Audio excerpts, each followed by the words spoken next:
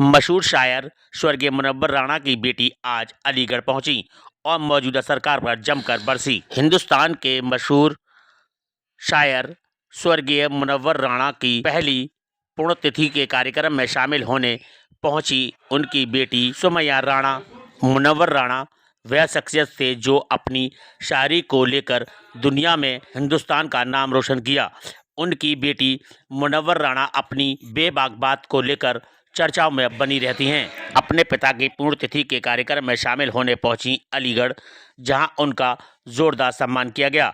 Samajwadi party के कार्यकर्ताओं के द्वारा स्वर्गीय मुनव्वर राणा की पहली पुण्यतिथि का कार्यक्रम रखा गया। थाना सिविल लाइन स्थित आमिर चौधरी के आवास पर उनको ठहराया गया और उन्हीं के आवास पर सम्मानित कार्यक्रम भी किया गया, जिसमें शामिल रहे पूर्व कोल विधायक प्रत्याशी अज्जू इशाक, समाजवादी पार्टी के पार्षद व वरिष्ठ कार्यकर्ता भी शामिल रहे। वहीं सुमैया राणा ने पत्रकारों से बात करते हुए मौजूदा सरकार को जमकर घेरा।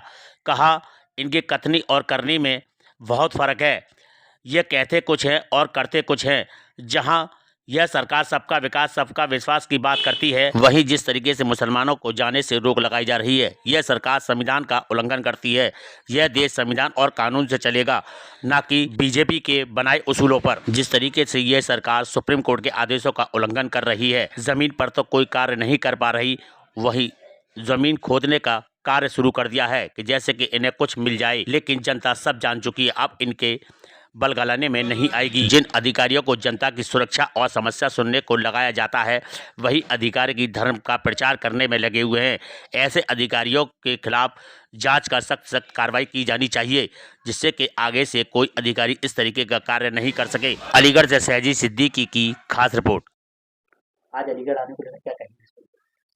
अलीगढ़ में मेरा प्रोग्राम है एक, मेरे पापा की आज यौम वफ़ात का दिन है, तो उस बरसी पर एक प्रोग्राम मुनक्किद किया गया था। मैं उसी सिलसिले में अलीगढ़ यहाँ पर आई। जिस तरह संभल के अंदर मकान तोड़े जा रहे हैं, बावड़ी वहाँ के लोग परेशान हैं, क्या कहेंगे उस पर? क्या चीज़ है? देखिए, ये कोई नया काम नहीं हो रहा है। जिस तरीके से बाबा की सरकार आते ही उन्होंने, क्योंकि ज़मीन के ऊपर कोई काम नहीं किया है, तो ज़ाहिर-सी बात है वो ज़मीन के नीचे खुदाई करके कुछ ढूँढने की कोशिश कर रहे हैं कि शायद कुछ ऐसा निकल आए जिससे वो जनता को फिर से लालच दे सकें और फिर सत्ता कायम कर सकें।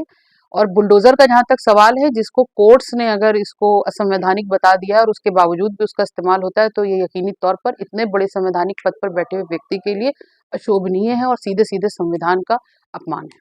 वहीं जो संभल के अमित चौधरी के खिलाफ कार्रवाई बिठा जांच बिठा दी गई, क्या कहेंगे इसमें? देखिए, पहली चीज़ तो ये कि जहाँ तक मेरा अपना सेंस है, मैंने तो ये पहली बार ऐसा सुना है कि कहीं का सीओ गदा लेके घूम रहा हो और उसके लिए इतना बड़ा राजकीय पूरा सम्मान किया गया हो। इतनी हिम्मत ही कैसे पड़ती है? ठीक है, हम मान सकते हैं, पुलिस प्रशासन जब दंगे रोकने के लिए होती है, जब पुलिस का काम होता है कि इस तरीके के तत्वों के ऊपर कार्रवाई करना, वहाँ पर पुलिस ही इस तरीके के कामों को अमल कर रही हो, तो इसका मतलब कहीं न कहीं से उनको शय मिल रही है। ये सिर्फ़ हाथी के दाँत खाने के और दिखाने के और होते हैं। पहले आप शय देते हैं, ये सब करो, और उसके बाद फिर उस पे कार्रवाई करके ये दिखाने की कोशिश करते हैं कि हम कितने सख्त हैं, लॉ एंड ऑर्डर कितना अच्छा है। ये सब कुछ दिखाने की बातें हैं। इतनी हिम्मत आपके सरकार में पड़ी कैसे, ये एक सोचने वाली बात है। वहीं कुंभ को लेकर तमाम चर्चाएं चल रही हैं। वहीं मुसलमानों को आगे से रोकने की बात कही जा रही है, मुसलमान नहीं जाएंगे।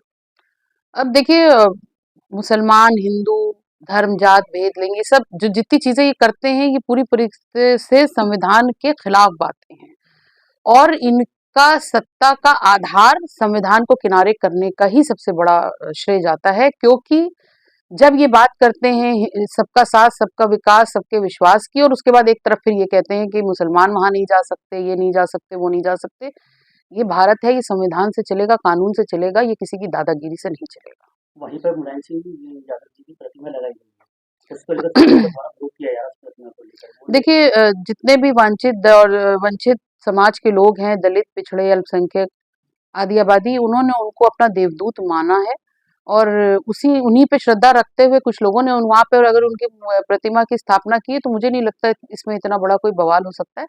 लेकिन हाँ, ठीक है, वहाँ पर क्योंकि सनातन धर्म एक अपने में एक बहुत न्यूट्रल वो है, जिस पर ये जबरदस्ती का अपना टैग लगाने की कोशिश करते हैं भारतीय जनता पार्टी और आरएसएस के लोग, मैं उसको मान सकती हूँ। लेकिन वहाँ पर एक ऐसे व्यक्ति की प्रतिमा लगाई गई है जिसको देवदूत लोग मानते हैं, जिसको भगवान मानते हैं, किसी अपराधी की नहीं, किसी हिस्ट्री शीटर की नहीं लगाई गई है, तो मुझे नहीं लगता कि इसमें कोई बुराई है। वहीं एक बीजेपी के नेताओं का बयान आ रहा है, उन्होंने कहा है कि 4 बच्चे पैदा करने चाहिए। अब अभी तक तो जनसंख्या पर रोक लगाने की बातें आ रही थी, अब उसके बाद 4 बच्चे, मतलब इनको खुद ही नहीं पता होता है कि ये किस खुमार में कौन सी बात कर रहे हैं। तो ये एक बहुत ही कमजोर सी बात है, मुझे लगता है इसमें कोई दम नहीं।